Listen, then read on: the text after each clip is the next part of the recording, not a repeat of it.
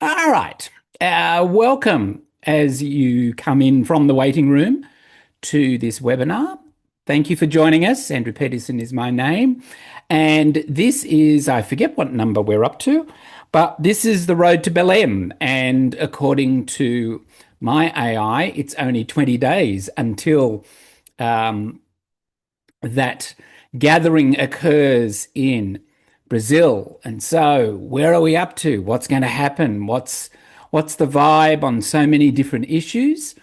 And today, very excited and delighted that whilst Alona couldn't join us for reasons that are entirely understandable as a lawyer, we are very lucky to have Tom Webb, and we will be coming to him in just a few minutes to hear more about not just his take on some of the legal and policy issues, but really, more importantly, a role that he is going to take on behalf of a constituency to this COP. And that's quite a rare thing in this country if you're not government or you're not business or you're not a representation of Indigenous communities. We don't tend to have a lot of constituencies other than those. So it's very exciting and delighted that we can welcome him to do that.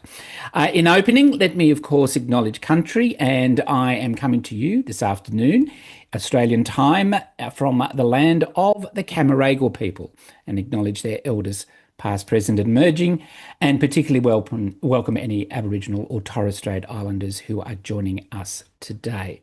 All right, I've set the scene about the format. I'll go through a short briefing as I do, then we'll have a Q&A.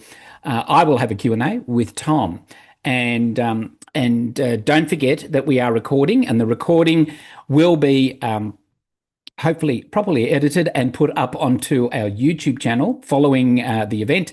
And for those who are members of the Business Council, you will receive a link to it via the weekly newsletter Insider.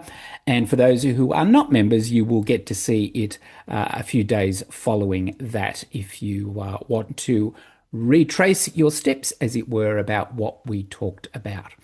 All right, let's now dive into our COP30 tracker, which pops up each and every time we discuss what's been going on, and a lot has been going on, can I tell you? So we're tracking the period from the last event that we had, which is the 30th of September, to today, and just going through very quickly. Probably the first item is that Brazil has now moved into almost organising the outcome, if I can be blunt and put it in a kind of highly scripted way. The presidency has confirmed that Brazil is now going to support a cover decision at COP30, and this means that a unifying text is on the negotiations tying finance, energy, and nature all together in one. So there's not going to be separate discourses, and that's being prepared as we speak. So this is quite an unusual track, because you usually see that emerge from in week one and then a lot of deliberation in week two, but they're kind of getting ahead of themselves in one sense, but then preparing themselves in another by putting this together. Now, what's important for business is that it really is a chance now to understand what the market relevant language is going to be instead of a lot of different decisions. So it goes into one comprehensive deliverable. It's for us to understand. We'll get to see, hopefully, a draft of that in the next few days. We know that China lodged its first absolute target. I think we mentioned this on the last occasion. It's important to remind ourselves that whilst it's modest, it still signals the world's largest emitter now has an absolute cap. That's no small thing. If we flip to the other side of the trade negotiations, the United States is still absent, and in fact was absent at a meeting in Sao Paulo only, I think, last week, where there was a gathering of finance ministers and other negotiators in the lead up to this particular COP. They didn't send a delegation to that meeting either, in addition to the fact that they have not filed a 2035 NDC. So it really does blunt the pressure that will occur on other majors, and I would include the European Union at this moment, because it's going to shift a certain expectation onto the Brazilians about what to deliver in the absence of it. And so it'll be interesting to see that. And then countries like Australia and others, let's say, UK and Canada, might actually be asked to step up to the plate and play a stronger role, and we may in fact intend to do so because of a hoped for appointment to be the president for COP31. You already know Australia had locked its 2035 target in, and that's now, I think, really the banner conversation that Australia will be taking to this particular COP. And it'll be interesting to see how it's used at the COP, not just for leverage around COP31, but for also negotiations on a variety of other issues. One that I'm eager to talk to Tom about is this Article 6 integrity. The supervisory body apparently is still finalising credit methodologies, and there is an expectation that in Belém there will be a very strong integrity lens in what comes out of it. And with that, corporate claims and offsets could face some renewed scrutiny that wasn't there beforehand, but we'll wait and see. I think on the last occasion, we were coming to the dying days of what was going on in New York during the United Nations General Assembly. And at a really key side event on climate, there was some interesting announcements by over 100 countries, including Australia, in fact, our Prime Minister, declaring or committing to new climate targets ahead of COP. Now, this is momentum. This is good, but whilst, as it says on the screen, announcement covering 2/3 of global emissions, it really still doesn't get us the long way there that we needed to get for the purpose of the negotiations to happen at this particular COP. And whilst the EU has signalled new targets before COP30, I'm sure Tom will correct me if I'm wrong, but we still haven't seen it. They've gone and fallen over and not being able to bring forward their NDC in time. And they've now indicated, and I think Ursula von der Leyen has indicated, it's just not going to be possible to get it approved to be able to then submit for the purpose of the COP. So that's not good when you historically see Europe as high-level ambition, not being able to deliver for the purpose of this. One interesting call-out has been Brazil's announcement around a large sustainable fuel pledge. And with that, some insights given because of a leaked document that was shared around that's been asking a number of nations, including Australia, to support and quadruple the use of sustainable fuels, whether that's biogas, e-fuels and hydrogen by 2034, based on versus 2024 levels. And so that could be one of the big outcomes of this particular COP. I indicated that there'd been a meeting, a pre-COP meeting, the finance ministers included in that meeting in Sao Paulo, and there are some interesting signals around the $1.3 trillion climate finance target. I still think it'll fall over, but that's only because I've been to enough of these to know what really actually goes on, and I'm not that confident. But, hope springs eternal, and this coalition of 35 ministers being led by Brazil have released this blueprint to scale finance to 1.3. So we'll see. But the big news, because it always happens, the big news is always the personal one, and that is that logistics and inclusivity for the host city is still in flux. In fact, there was a strike, ladies and gentlemen, in Belém, disrupting the construction of the Leaders Village, and the United Nations is urging staff now to really lean in and help try to support those who want to get to the COP, particularly as even with their intervention is still these soaring hotel costs, which is not particularly good to see. But let's now welcome in Tom, and in particular hear from him on a couple of, I think, really interesting issues that I'm sure you all have burning questions, and I suspect we've gone and answered most of those in the way we're going to frame this. So, Tom, welcome. And with that, let's start with the role of Australia and its priorities at this particular COP, and of course, one of those priorities being the COP bid for next year. But let's talk firstly about the NDC. How do you think it's going to shape our negotiation stance at this particular negotiation? Thanks, Andrew, and thanks very much for having me on. And hi, everyone. Yeah, so Australia's NDC, as I'm sure many of you be aware, was revised recently, and that was based on a lot of work that's been done by the Climate Change Authority to provide some independent scientific advice about what, as they frame it, what NDCs are ambitious but also achievable. This also included Australia's 2035 target, which is, for all intents and purposes, a significant scaling up of what the 2030 target is. So the 2035 target is a range of 62 to 70% emissions reductions from 2005 levels. And why this is really significant is it is contingent on a couple of, I guess, major industries and sectors which are required to decarbonize within that time. Yeah. And this directly relates to Australia's, I guess, priority areas as well.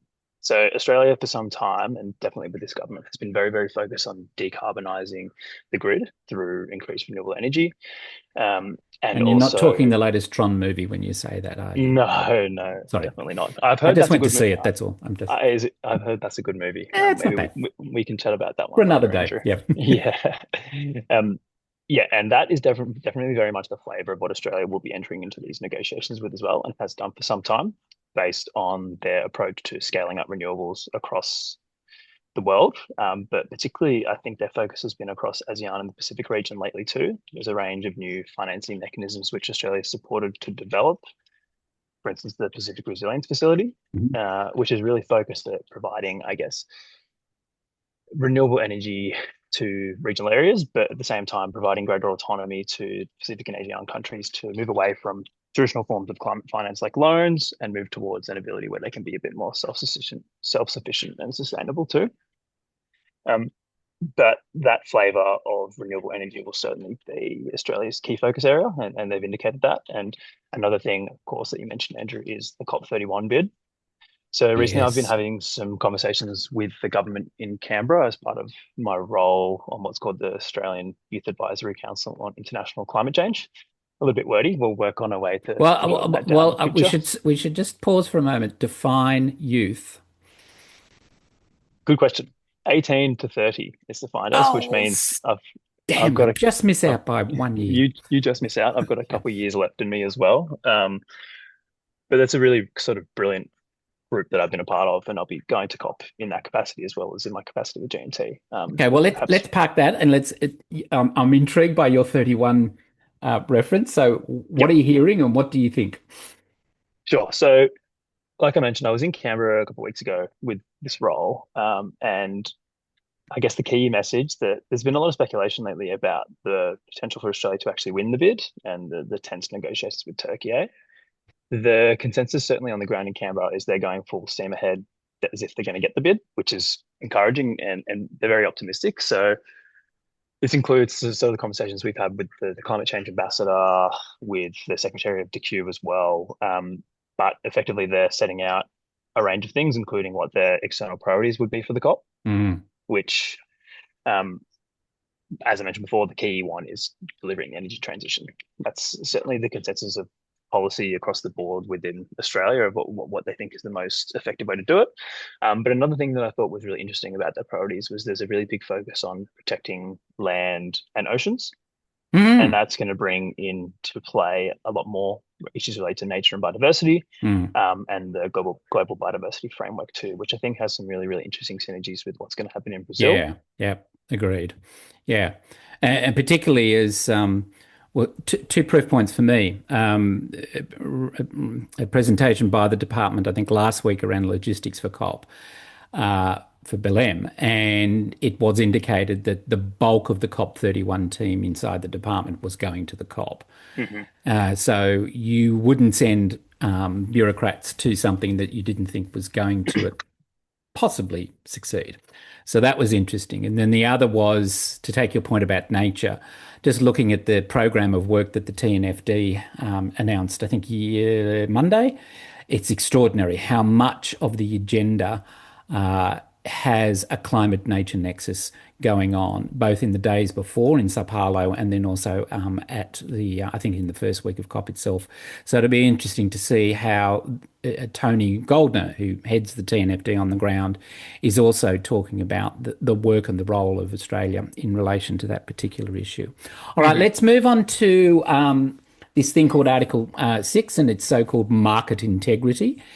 For those of you who may, or for those in the audience who may not understand, do you want to give us a quick précis of what Article 6 is about, and then your thoughts as to, or G&T's thoughts probably more accurately, as to what progress we could expect to see in Belém and how that might actually affect corporate offset use and claims? Sure. Yeah, so Article 6 of the Paris Agreement is effectively a provision under the agreement that allows countries to enter into voluntary cooperative efforts to implement their NDC targets in an attempt of scaling up higher ambition effectively. So it allows for the transfer of climate finance between developing and developed countries, but also just between any country really, effectively through the form of carbon credits. So there's various different terms which are given to these carbon credits under the Article 6. Effectively, they're called mitigation outcomes. And the key thing to do with this is generally when carbon credits are traded across the world or within voluntary markets, there's no adjustments of each country's accounting measures and their house gas inventories. So the key thing about this is it allows for corresponding adjustments, and that's actually a requirement for the trading of these credits between countries. There's also a range of different authorizations that have to be met, and also reporting to the UNFCCC frameworks about this. But sort of the key thing in the trading world is this Article 6.2, which allows parties to enter into bilateral or multilateral agreements to transfer mitigation outcomes from country to country. And there's also then Article 6.4, which has seen some significant developments in last year in Baku. And that's a centralized, basically the framework for an international carbon market, which provides increased opportunities for private sector engagement and investment. Very, very similar to the clean development mechanism under the Kyoto Protocol. Mm-hmm. And there's a lot of issues at COP30 about how the CDM should be transitioned and moved away from, which is sort of quite an interesting issue to deal with, because there's a big divide between, I think, BRICS nations like Brazil and China, and then blocks like the EU and Australia. Okay. Well, that will be a rich area of conversation, no doubt, during and at the end of. So let's move to your role and the fact that you sit on Australia's quote Youth Advisory Council on International Climate Change. There's a mouthful. In all seriousness, how do you or how are you seeing youth and civil society voices actually being brought to this COP, and what do you think is going to be their role at this COP, given that the presidency has made it such an issue for the success of this particular COP? Yeah, I think that's a really good point. And the crucial sort of element for this now and more on the UNFCCC level is the youth climate champion. Yep. So Brazil has invested a lot of time into that. Yep. The youth climate champion for the first time was selected by NEOI process, rather than being appointed by the government. This is only the third year of the youth climate champion. But the reason why this is so important is because for some time, youth organizations or groups have felt like their voices have not been heard on the UNFCCC level. Yep. There's organizations like Youngo who have done a lot of brilliant and great work, but they just feel like they can't get into the room. So the Youth Climate Champion is a way for, I guess, youth voices to be represented within the presidency structure and framework. Mm-hmm. And that is part and parcel with why the Australian government has set up the Youth Advisory Council as well. So we call it the YAC for short, just makes it a lot easier. So the YAC is basically established, from my understanding, for the purposes of supporting Australia's COP31 bid and also the presidency engagement with youth and other community groups within Australia. Our role effectively at the moment is to support on policy and climate negotiations, particularly through with the bond negotiations and also leading up to COP. And then we'll also play a significant role in supporting the Youth Climate Champion towards next year if we are successful with COP31. Right. Yeah. Which is really, really exciting. We've played some role in defining how that would look already. But the reason why this is so important is, and this is something the government's recognised, is the government is not very good at communicating with younger people about climate and environmental issues. Let's use it in this specific scope there. And they want to be able to demonstrate better engagement, but also just to actually learn. And I found that's been really, really exciting part of the process, that we really feel like there's that proper two-way conversation that's happening, and it doesn't feel just like a consultation exercise. So Okay. Yeah. All right. Well, I Uh, guess the proof of the pudding is then seeing um, from your lips comes action as a result. mhm, Are there mhm. any particular buttons that have been pushed by youth that they expect to see deliverables at this COP, or is this still a initial sort of, I was going to say suck it and see. I didn't mean it that way, but sort of trying to understand what is the role, much the same way as Indigenous communities, particularly in the Mhm, nature COP process, have had mhm, mhm. such a long time to understand, and now they have quite a strident voice in relation to the framework itself. What are you seeing about what role youth will have? Yeah, look, I think there's a range of issues that are really really important and relevant, but in my mind, the most important one is the negotiations relating to just transition. Yeah, right. Okay. Because there is a lot of issues that happen around the world. I think what we're trying to recognize is that youth have different experiences across Australia, but they Hmm. also have different experiences across the world too. And the whole concept of the just transition is super, super important to determining what the livelihood of people are going to look like in 20, 30 years too. So I know there's a lot of discussions that are going to be at COP30 this year in relation to CBAMs and other trade measures that are being imposed in relation to climate. I know there'll be a big push from the EU and Australia to move that out of negotiations, but I think from what I'm hearing from the youth perspective anyway, is that all issues should be sort of dealt with it through a just transition lens. So that's where we Mm. look at the finance negotiations through that lens, we look at the mitigation negotiation through that lens, and that really gives an opportunity to think about how can we be future looking to make policy decisions that matter. Okay. Um, and just before we move on to the last subject area, are you seeing in the representations that you're making, appreciating that you're employed at Gilbert and Tobin, but are you seeing the presence of business in those discourses with youth, or at this stage is ostensibly representations of youth talking to government? Yeah, I think it's definitely just the youth talking to the government piece, and I don't think there's been any engagement thus far that I've seen Yeah. between like real proper business engagement with youth, and that is certainly an area that should be scaled up. And I know in my role on the advisory council, that's something I'm going to be starting to focus on quite a bit because business also has a massive role in influencing policy and bringing Mm. about change and delivering the energy transition. So I think it's important for them to hear from youth perspectives too. Okay, well, let's put a pin in that, and we'll take that offline and see what comes out of this COP for further deliberation into 2026.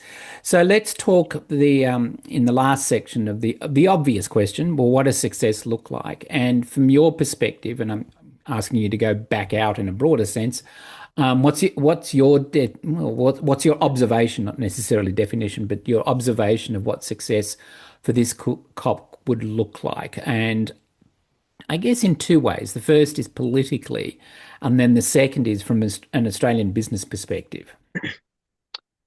Sure. So I'll deal with the political one first, and I think it's important, really important to give context here about the recent negotiations that were happening with the International Maritime Organization. Yes. I think Yep. politically reaching a really strong cover decision and reaching consensus on issues is actually going to be a win, Yep. Okay. particularly in the context of how things are going on at the moment. Because with the IMO negotiations recently, they were looking to agree upon a formally binding agreement to reduce emissions from shipping, recognizing that's sort of one of the industries and sectors that are Which outside. just to do a sidebar on that, just so that everybody understands, the negotiations at the IMO level have been ostensibly held off for what, a year? They've certainly Mhm, been held off until next year.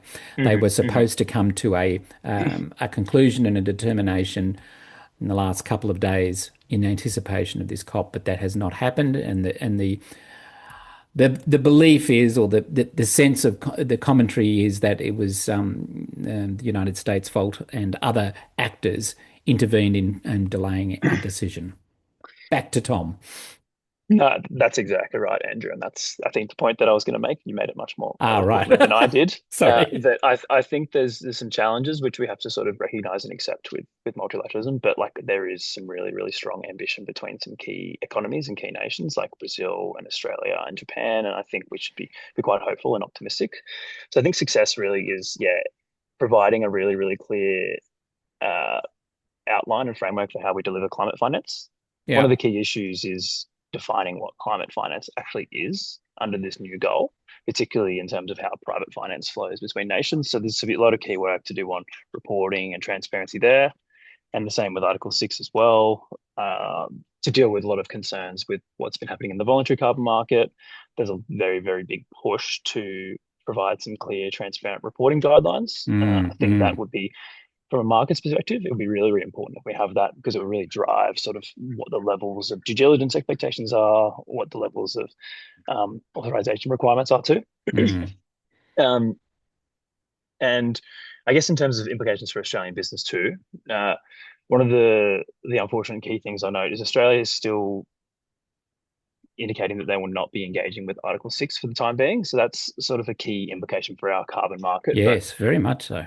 I think what we see in Australia anyway is the biggest thing will be COP. If we get COP 31, the significant opportunities that are there for Australian business, civil society, everyone to come together to sort of really like make a push in terms of this is what we're doing in Australia. This is how successful we're being, and also there's some significant investment opportunities that come there too. I think that's really, really important. But yeah, I really think that the climate finance and Article 6 negotiations, as they have been for some time, will be really, really big and important. But it all comes down to reporting and transparency now, and so then you can actually scale up implementation.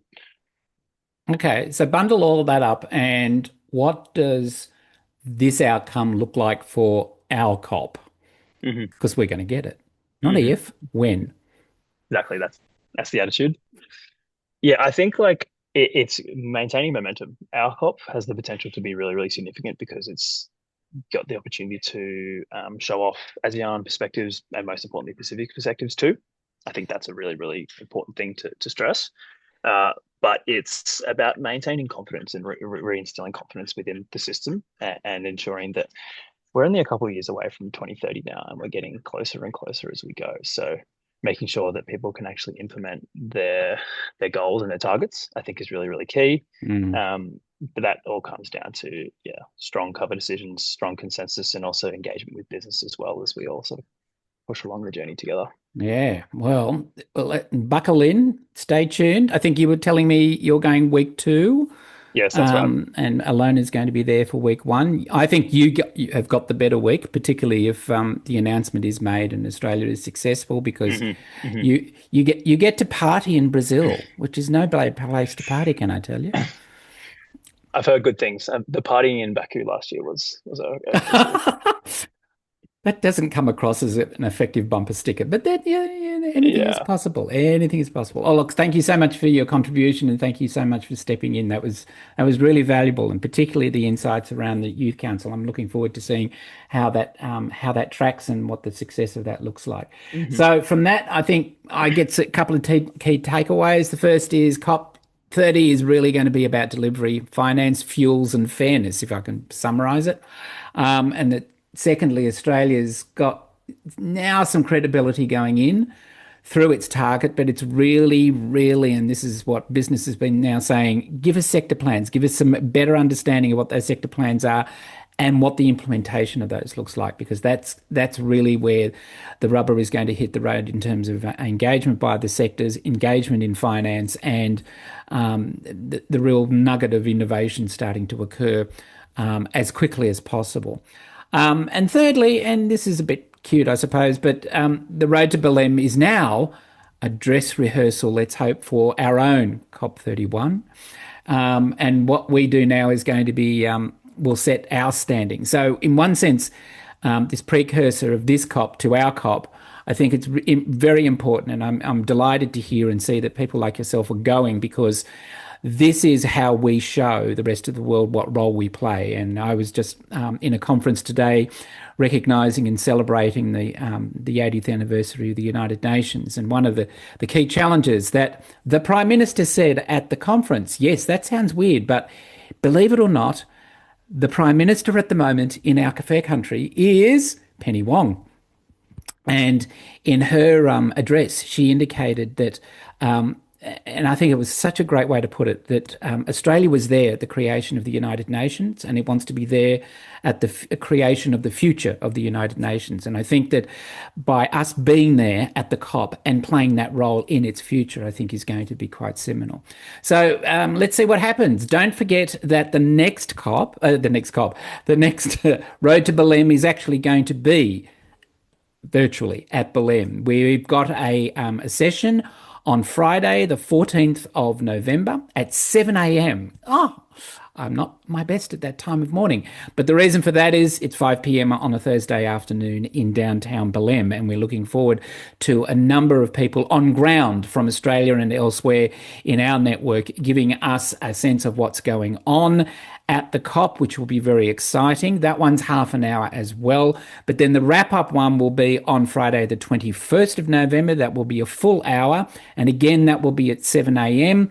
for the purpose of hearing from our colleagues and hopefully, from an Australian perspective, celebrating the fact that there's been an announcement as to the COP being hosted in Australia next year. So if you haven't registered or you haven't put it into your diary, please do so. We hope that we will have people like Ilona and Tom joining us either for the 7th and or the 14th, because it'd be great to hear from them on ground. But don't forget to take your underarm deodorant, because apparently the temperature is going to be really, really nasty. And I thought Sydney was hot today, but it's nothing compared to what Belem's going to be like. So thank you for joining us. Don't forget, a recording of this webinar is going to be on our website. And for those who are members, you're going to see that in your feed next Monday morning. But for now, thank you for joining myself and Tom. My name is Andrew Petersen. Look forward to seeing you somewhere in the future. Bye for now.